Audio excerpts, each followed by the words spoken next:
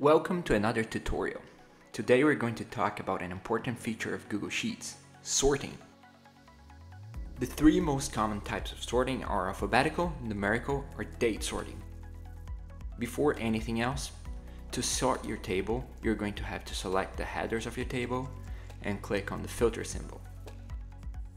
These little triangles are going to pop up on your headers. Now you click on the triangle of the column you want to sort by.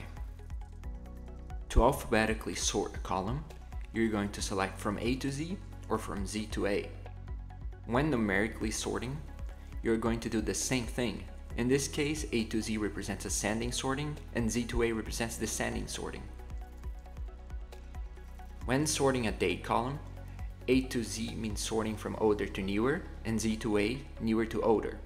When sorting dates, it is important to remember that your dates have to be in a valid date format, otherwise Google Sheets might not recognize it as a date. Google Sheets also has a custom filter, which lets you filter columns based on the color of your text or the cells.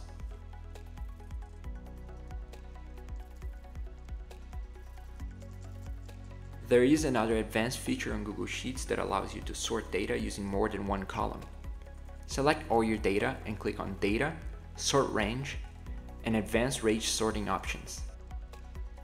For this example table I'm using, we can sort by salesperson and then by date. This way we can visualize all sales from each person in chronological order. I hope this video has helped you, and I'll see you in the next Kanbanchi tutorial.